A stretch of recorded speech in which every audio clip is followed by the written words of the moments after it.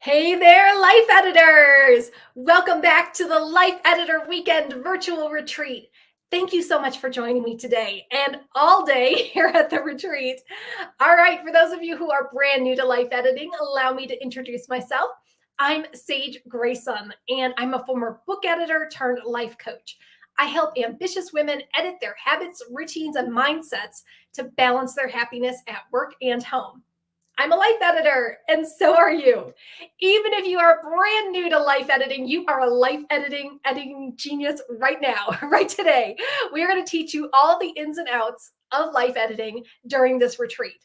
All right, housekeeping before we get into this next session, please make sure you click the link in the description to download your Life Editor Weekend Virtual Retreat Workbook.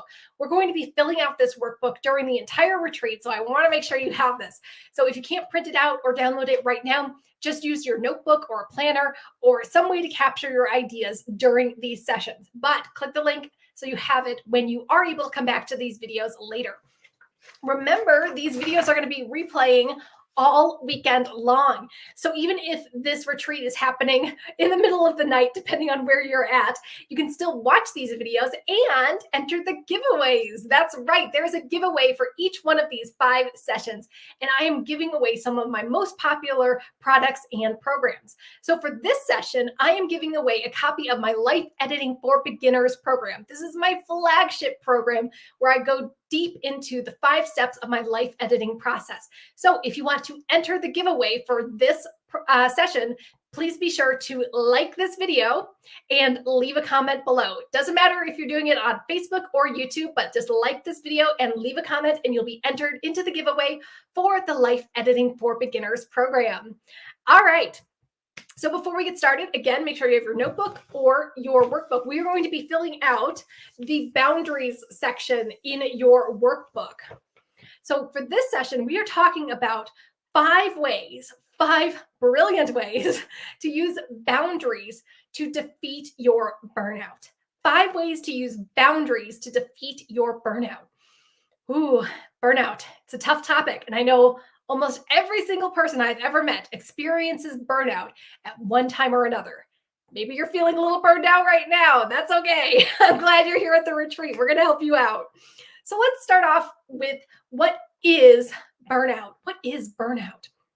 Well, burnout, here's the very clinical definition. Burnout is a state of emotional, physical, and mental exhaustion caused by excessive, prolonged stress. Yeah. So burnout is chronic. This is a prolonged time period of stress, and you're feeling it emotionally, physically, mentally, and every part of you are feeling this stress, and it's prolonged. This is not just a blip of something that happened one day.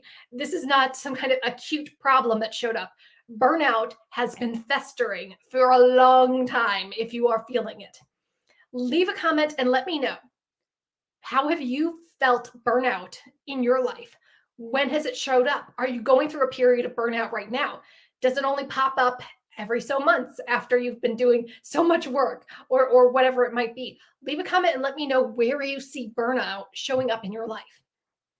All right, so burnout occurs when you feel overwhelmed, of course. You are emotionally drained. There's nothing that you can draw on. You are completely out of everything. You are emotionally drained and you're unable to meet constant demands. Unable to meet constant demands. That might be one of the first signs that people notice that they are burning out, when they're not able to keep up with all of their work projects, or things start slipping in their business, or they're not able to keep cooking dinner every night, so they resort to takeout, or they keep missing their exercise class that they used to go to all the time at the gym, or they're saying no to more things that they used to say yes to, that they're slipping. They're not able to keep up with demands. Now, most people, I would say most people experience burnout at some point in their lives. Doesn't matter who you are. But I will say with my clients, especially, I see that burnout is most common in entrepreneurs. Yes, because we're high achievers, moms, and any other type of high achiever who's always striving for the next level of success. So entrepreneurs, moms, and high achievers. Leave a comment and let me know, do you fall into any of those 3 groups? or all of those three groups, maybe, well, you might be feeling burned out at some point. Okay, so we know what burnout is, but how do we recognize burnout? And how can we recognize it in ourselves and maybe the people that we love so we can reach out to them and help them? All right, so burnout, ways that you can recognize it is when you are in a state of stress for a prolonged period of time. Remember, we talked about this. It's prolonged stress. This is not an acute, oh my gosh, something happened. This has been going on for a long, long time. So it's weeks of overtime at work. This is weeks of late nights. This is months of spinning your wheels and on and on and on. With burnout, it never stops. You are always on. There is no end in sight. There was no light at the end of the tunnel. That's what burnout feels like. Prolonged periods of stress. No release, no relief, no release, no coming up for air. It's agony. That's what burnout is. Leave a comment and let me know. Have you felt that? Have you felt like you were drowning or just kind of like paddling water and you couldn't make any traction anywhere? It also feels like you're running on fumes. You have nothing left to give. You have nothing left to give. You are completely drained. You're on fumes. There's nothing else in the tank. You have nothing to give. So that means you might not have any more effort to put into your work. You might not have any more effort for your kids and your family and your home life. It might mean that you are completely letting yourself go. You're eating takeout every single night. You're not showering. You're not calling your friends. Whatever it might be, you're staying in bed whenever you can. You have nothing else to give. You are completely used up and wrung out. Whoa, that is definitely a familiar feeling. That is definitely a familiar feeling. Here's another thing that might point you in the direction that you are experiencing burnout. You're making poor choices. You're not getting enough sleep. You're eating junk. You are snapping at your loved ones. And you are working on your days off. That is one of the first indicators of burnout that I see in my clients, and sometimes me too, is if you're always playing catch up and you're working on your days off. Like you don't finish your work during Monday through Friday, if that's your typical work week. So you end up doing work on the weekends, or you end up staying up till midnight trying to catch up and do the rest of your work. I know plenty of business owners who seem to work 24/7 and they never, ever have a break to just breathe or just to relax. So you always feel like you're running behind. You're always playing catch up. You're using your off days to work. That's a good indication that you're heading towards burnout. Also, you are not feeling passionate about your work anymore, whatever your work might be. So maybe you started a business and it's not bringing you joy anymore. You don't feel passionate about it. Or whatever your career is, you don't feel any light in it anymore. It doesn't feel fun anymore. Or it could be something else. You don't feel like volunteering anymore when that used to mean something to you. You don't feel like spending time with your kids or your spouse or your dog or your friends. Anything that used to light you up inside, anything that you used to be passionate about, hobbies, any kind of things that you used to do with friends, meetups, groups, playing the instrument, whatever you used to do for fun, it has no joy anymore. You're not interested. You have nothing to give. You have no attention to give to things that you used to be passionate about. And if you are still doing those things, you're just kind of going through the motions. That's the next one. You're going through the motions. You're just trying to get through the days. There's no spark of creativity here. You're just doing your job. You're just getting to the end of the day. You're doing the absolute bare minimum. Ooh. So those are the signs of recognizing burnout. Let's go over them one more time. So state of prolonged stress, weeks of overtime, weeks of late nights, months of spinning your wheels. You're running on fumes. You have nothing else to give. You're making absolutely poor choices, especially when it comes to your health. You're playing catch up and working on your days off. You don't feel passionate about your work anymore, and then you are just going through the motions. You're just trying to get to the end of the day when you can collapse in bed. That's all you're trying to do. Leave a comment and let me know which one of these signs and symptoms of burnout do you resonate with? Which ones have you seen in yourself or your friends and family? And did you know that it was burnout or that's where it was leading? Just a reminder, if you like this video and leave a comment, that's how you enter this sessions giveaway for the Life Editing for Beginners program. So like and leave a comment if you want to enter the giveaway. Okay, so we know what burnout is. We understand the signs and symptoms of burnout. It's pretty heavy. I think most people experience burnout at one point or another, and it's awful. It's awful when someone's in a prolonged state of burnout. So how do we get out of it? How do we stop burnout from happening in the future? The way that we can prevent burnout and defeat our current burnout is by using something known as boundaries. And we talked about this briefly in another session where we talked about my life editing process. And this goes along with step 2 of the process, delete bad influences. So when you can't completely delete something in your life and remove something like quitting your job or ending a friendship or throwing out something, you need to create a boundary around it to protect your time, money, energy, and well-being. So a boundary is a tool that adds freedom to your life. Boundaries add freedom to your life. Huh? What does that mean? A boundary sounds like a fence. Like that doesn't sound like freedom. That sounds like locking someone away. Yes and no. Here's the thing. Here's a great way to think about what boundaries are. So I have a dog and her name is Skyla and I love her to bits. She is a boxer pit bull and she is such a love bug. Now, Skyla has a lot of energy, even though she's almost 11 years old. She has a lot of energy. Now, if I let Skyla, my dog, go out the front door with no leash and just run crazy around the neighborhood, which she might do, she is liable to get dog napped or hit by a car or get hurt or some other calamity if I just let her go out there without any kind of boundary. However, when I take Skyla to the dog park, there's a nice fence all around the dog park. It's a built-in boundary.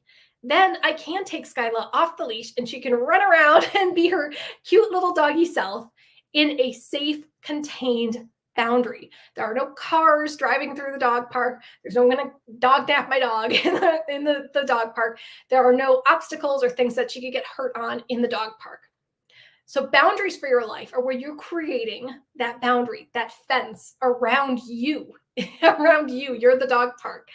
And you're keeping yourself safe from all of those other things, all of those other obstacles and frustrations and bad influences in your life. So a boundary keeps you safe. And within the boundary, you have so much freedom, just like a dog in the dog park.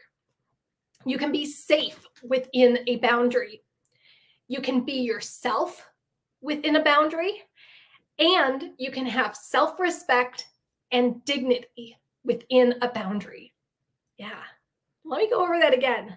When you create a boundary, you can be safe inside the boundary. When you create a boundary, you can be yourself without judgment inside the boundary. And you can have self-respect and dignity inside the boundary. Leave a comment and let me know, have you ever used boundaries in your life to protect yourself, to stop that negative coworker from affecting you, to stop those toxic relationships, to stay away from those bad influences and the things that are negatively affecting you? Have you ever created a boundary for yourself? Okay, let's talk about some examples of boundaries, and you can start writing your own ideas for boundaries in this spot in your workbook where it says 5 boundaries I will create to prevent burnout. So you can write your ideas right there. All right, let me have some tea. Talking all day really takes a toll on my voice. Okay, examples of boundaries. So avoiding toxic people. If you know someone at your work or a friend of a friend or someone, a certain family member is really toxic and harmful to you, stay away from them. Don't go to the same events as them or only see them in public. Like create a boundary around them. Don't invite them over. Don't give them any reason to be around you. You can avoid triggering situations. So let's say there's a group of friends or something, then you always go out with them. And when you're out with them, they always seem to pressure you into spending lots of money. And then you always feel bad afterwards because you're trying to pay off debt or you're trying to save. Maybe you should avoid those situations and stay away from those situations where you feel tempted to spend money. Giving yourself downtime or breathing space. Giving yourself downtime or breathing space. So I like my clients to create self-care blocks within their schedules, just like your self-care was any other important appointment, like it was a doctor's appointment or you had a meeting or something. Create those little blocks of time for your self-care in your days. And one way that I do that is creating a boundary for myself. And I did this years ago and I've been sticking to it. And I love it. Is I create a boundary Sunday afternoons through Sunday night. I don't like leaving the house on Sunday nights. It's just how I feel. I like to start the week knowing that I've been inside. I look through my planner, I drink some tea, I hang out on the couch, I have a nice, easy, quiet Sunday night. So if anyone asks me to go out Sunday afternoon or Sunday night, or do like a phone call or meet up somewhere or go out to dinner or whatever it might be, I don't do it. I say no. That is my boundary. I am not doing anything that requires me to be on or to use my brain after Sunday afternoon, Sunday night. That is my time for me to start my week right. So that's a boundary that I set, and I'm so, so glad I did it, because before, when I used to go out for dinner or I used to hang out with friends late on Sunday night trying to get the last little bit of the weekend, I would always feel terrible and gross Monday morning. So I don't do that anymore. Leave a comment and let me know if you have some boundary in your life and how does that protect your energy. And the final example of a boundary that I have for you is not lending money to family and friends. Don't do it. That's just, don't do it. Create that boundary for yourself. You don't want money to get mixed up with your friendships and your relationships with your family. Just don't lend money to family and friends. I've only seen it end terribly. I've never, ever, ever seen a good outcome with people lending money through family and friends. Don't do it. That's a really good boundary for everyone to have. Okay, so remember to write down your examples of your boundaries here. Remember, we're going to be using these when we create your 12-week plan in another session. All right. So as you're thinking about the boundaries that you want, I want you to ask yourself, okay, in my life, what feels wrong? What's not working right now? When you get a clear idea of what's not working, what's wrong, then ask yourself, what do you need to feel better? What do you need to feel better? So what's going wrong and what do you need to feel better? And that could be something like you need more security, or you need more space, or you need more money, or you need more love, or you need more time, or you need more compassion. It might be a very, very specific thing, like I need X, whatever that specific thing is, or it could be a bit more nebulous, like time or love or security. Think about what you need to feel better. What would make you feel better when things are going wrong? And then using your boundaries, you can make tiny little edits to get closer to that thing. So if you need more space in your life, well, you can start creating a boundary saying like, I don't go out on my days off, or I don't answer the phone after whatever, 9 o'clock at night, or I always take my lunch breaks away from my desk to have more space, or I, whatever, do what I can to find a house or an apartment or whatever where I can have my own room and my own space. Think about where you can create more space. If you need more security, well, what does security look like to you? Maybe you need to ask a friend for help, to have like a backup plan or somebody who can help you.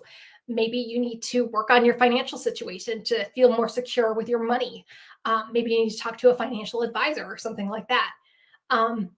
Think about how you can add more security into your life. Okay. Leave a comment and let me know, where is something wrong in your life and what is the thing that you need to make that thing feel better. So what's the thing that's wrong and what's the thing that you need to feel better? All right.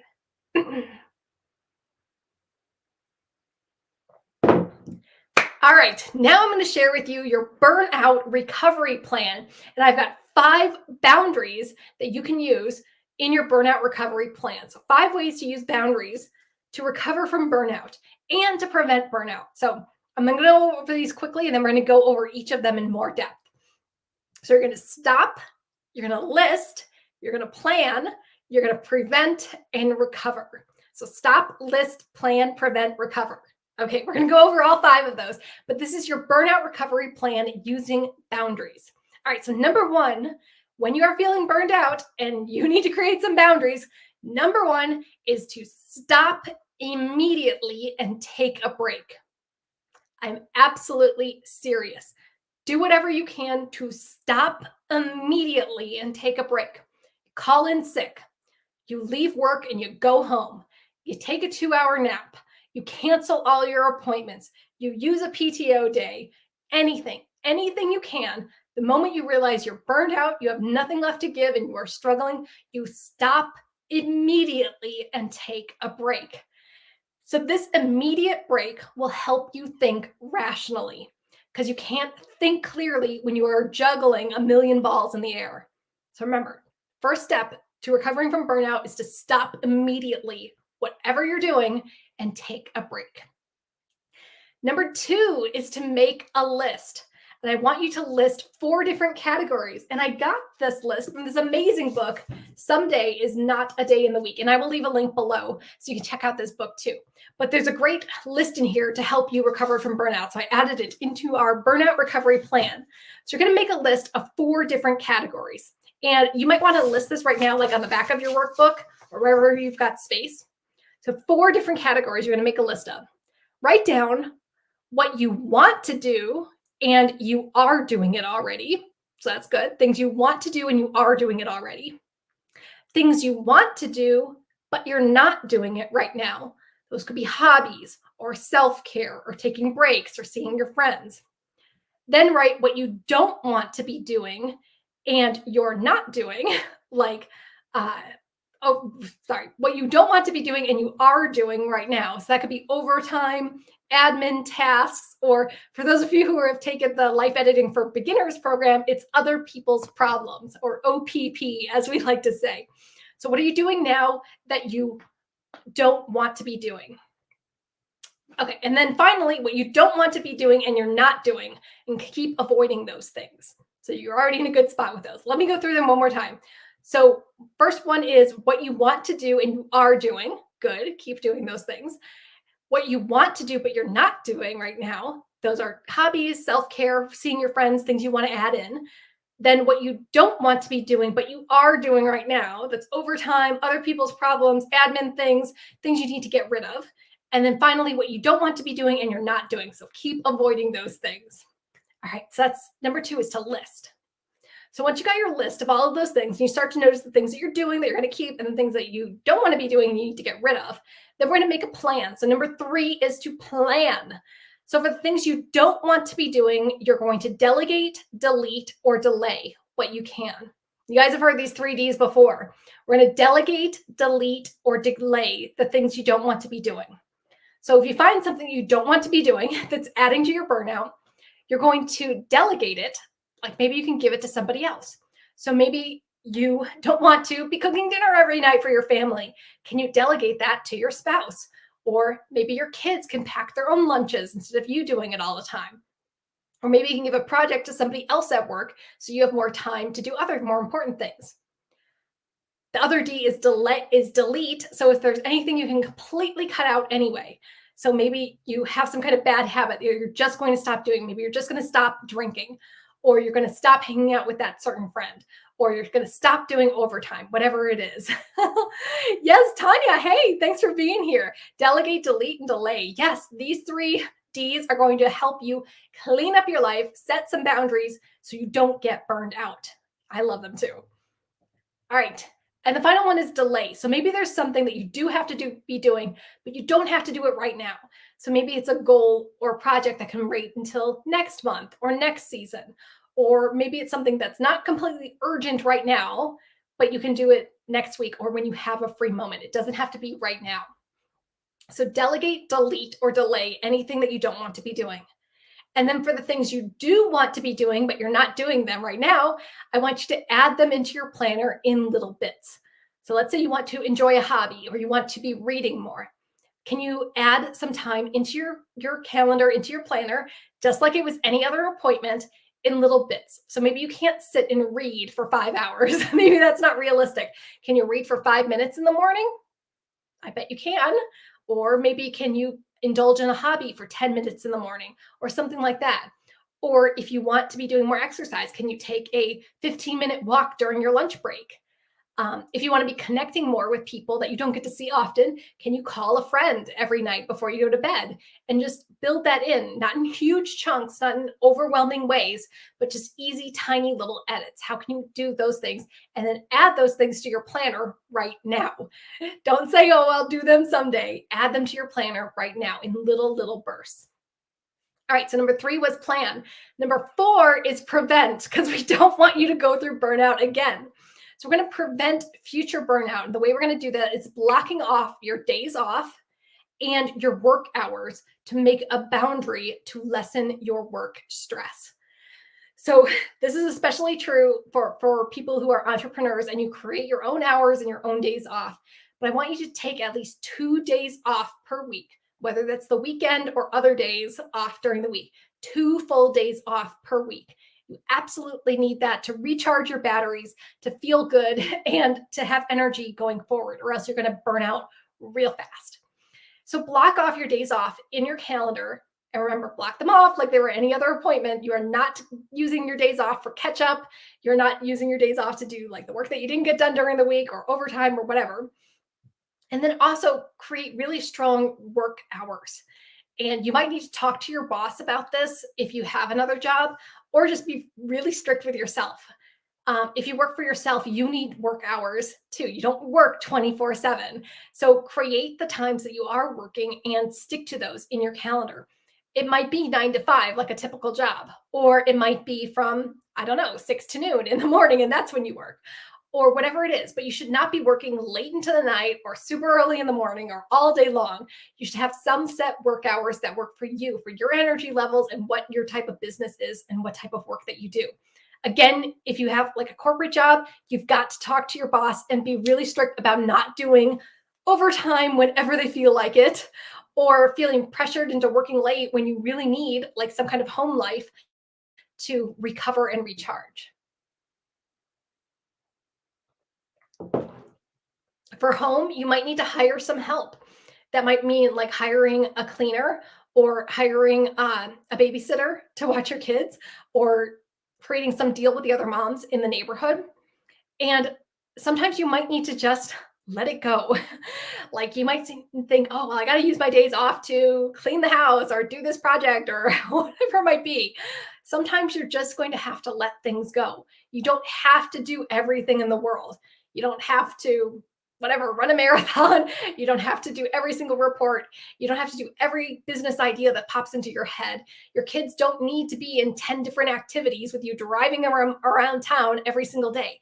Sometimes you're just going to have to let things go so that you can hold on to your days off and your specific work hours every day. I know that might be hard for some of you, but you got to do it. You got to prevent that, or else you're going to fall into the same burnout trap in the future. All right. And the 5th and final way that you're going to use boundaries to prevent burnout is to recover. So you're going to recover by planning white space days and white space weekends so that you can recover regularly. So we talked about this before, that white space is another name for self-care. And yes, in addition to your days off and your specific working hours every day, I want you to have bigger white space time, white space vacation, white space weekends, white space days off in addition to those days. And here's the thing that I see a lot of my clients do. They just like they just run at 100 miles per hour for days, weeks, months. And then they think they can take a week vacation once a year, and that's going to magically fill them up and prevent burnout and recharge them in every way. And that is not true. If you do that, if you take a 1-week vacation once a year, like you're going to be so exhausted by the time you get to the vacation, you're not going to be able to enjoy it. Like I've seen that happen. Don't do that. You got to take regular, longer white space self-care breaks throughout the year. And you can figure out what that means to you. Like maybe it's an extra day off once or twice a month where you don't have anything planned and you're not using it for work or for catching up. Or I know a lot of writers. I work with a lot of writers. And one thing that I've noticed is popular is taking like a 3-day weekend once a quarter and having like a writer retreat, or going to a hotel room and there's no kids, there's no cooking dinner, there's no nothing. You just stay in a hotel room for 3 days doing whatever it is, like catching up on your hobbies or catching up on something that's important to you, or even just relaxing and sleeping without any kind of goals or deadlines or anything. So having like a nice white space weekend once a quarter. And then maybe even sprinkling in some larger vacations throughout the year. And I would love for you to re-examine your vacations and not make them just about like checking things off or doing exactly what the kids want to do or whatever it is, but maybe just having some vacations that are just time. You can have plenty of staycations. I know that's really safe right now, is to stay home and have a staycation, but there's plenty of things you can do at home that don't include like running around doing all sorts of activities and spending a lot of money or eating a bunch of junk food. It could just be like staying at home and doing puzzles or having honest conversations or fixing up your home. Like that's a great thing to do on your vacation, is just love and respect the home that you're in. Okay, so let's go over your burnout recovery plan one more time. So we got 5 boundaries, 5 steps for your burnout recovery plan. So number 1 is to stop immediately and take a break. Number 2 is to make the list of things you are doing and not doing, and things you want to do and things you don't want to do. And number 3 is to plan for those things you don't want to be doing. You're going to delegate, delete, or delay. And for the things you do want to be doing, you add them to your planner right now, even in little bursts, little chunks. Number 4 is to prevent burnout by scheduling your days off and your specific work hours. And number 5 is to recover by planning more days off and more white space breaks, like a white space weekend or a whole white space week, whatever sounds good. But you can't do it just once a year. You've got to do this regularly. All right. Now I want you to open your workbook, and on this page, there's a spot where you can write 5 boundaries that I will create to prevent burnout. And I want you to write down your ideas of what you're going to do in your life to prevent burnout. So is that not doing overtime work anymore? Is that creating some kind of boundary where you're not going out on Sunday nights like I do? Or is this delegating more of the things that drain you and getting your kids and your spouse involved? Is it making more time for your hobbies? Whatever it is, create your boundaries and write them down here. We're going to use those when we make your 12-week plan. All right. As I said at the beginning, for this session, there is a giveaway for my Life Editing for Beginners program, which is a deep dive into the life editing process. It's going to help you reclaim your time and get stuff done. So if you want to be entered in the giveaway, remember to like this video and leave a comment below, either on Facebook or YouTube. And Life Editor Weekend Virtual Retreat is our kickoff celebration for my Life Editor Academy Mastermind Group. And you can apply right now for Life Editor Academy. It's a 5-month mastermind group. It runs from January through May 2022. And we tackle all of your biggest goals. So from health to home, family to finances, business to busyness, we go through everything. So no matter what your goal is, we use life editing every single month to help you reach your goals. I really love the Academy because it's the best of both worlds. You're going to get that one-on-one coaching with me, plus group coaching with your Academy sisters. There's also a portal with our exclusive videos and worksheets that are just for Academy members. We got a book club and a movie club, accountability partners, and much more. And I would love for you to join the Academy right now. There is a link in the description where you can click it to apply. But I've got a great video I want to share with you that is a testimonial from one of our previous Academy graduates. I'm Cook. I own and run Sunstone Bookkeeping, and we are a bookkeeping firm that provides financial support and reporting for animal-related businesses like veterinarians, doggy groomers, doggy daycare services, breeders, trainers, anyone who helps folks take good care of their pets. And I am at www.sunstonebookkeeping.com. Well, I joined Life Editor Academy because after my husband decided to take a very well-deserved sabbatical, I wanted to have the chance to start my own business. But in the midst of doing that, I was also coming back from England, so I was reacquainting myself with the United States and all of my different idiosyncrasies from living there, getting a car, all of those things. And I just needed somebody to serve and help as a focal point to say, okay, here are what you said your priorities are. Let's work on a plan to get them done, and have somebody to check in with, to vent or celebrate or bounce ideas off of. And I had read about Sage's program and really liked her planner and decided I wanted to work with her to help me get everything organized. Well, I mainly joined for my starting up my business because Sage has really great programs on how to get a business started in terms of focus, in terms of options, in terms of marketing and branding yourself. So what really changed with me is honing in what I wanted to do exactly as a bookkeeper, specifically working with veterinarians and other animal care businesses. So she has been very helpful in keeping me on that track, even when I was tearing my hair out because others were telling me, no, don't specialize. But it turns out she was my champion to keep me on that particular path, and I never swayed away from it. And as a result, I'm actually getting some pretty good traction. She also helped me with ideas on branding, ideas on finding new clients via the internet. And the most important thing was get it done. It doesn't have to be perfect. There can always be a version 2.0 or a version 2.1. So the most important thing is to get moving. So she helped me out of the hemming and hawing phase most people get when they're starting a new business, and had me go into the momentum and forward movement to actually get started. Sage is Sage, oddly enough. She actually does have quite a bit of wisdom when it comes to starting a new business. It is, for me, the perfect balance of kind guidance and you need to get this done.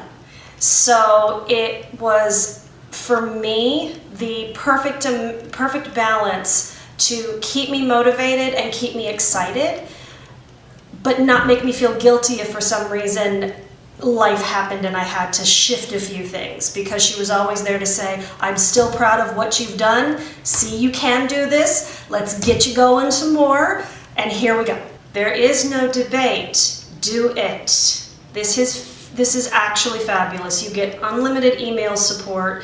You get fantastic worksheets and videos and books to read, and you're part of a community of women who are all wanting to see each other succeed instead of tear each other down. There is absolutely no meanness in any of the interactions I have had with other Academy members. It has all been wonderfully supportive and helpful. If we have questions of each other, we'll try to answer them the best way possible. So, as Yoda would say, do or do not, but in this case, you need to do. This is definitely a do it. Do it!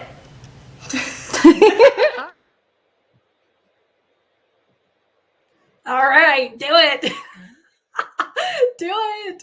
All right. For those of you who are interested in getting tons of support in 2022, I invite you to apply for Life Editor Academy.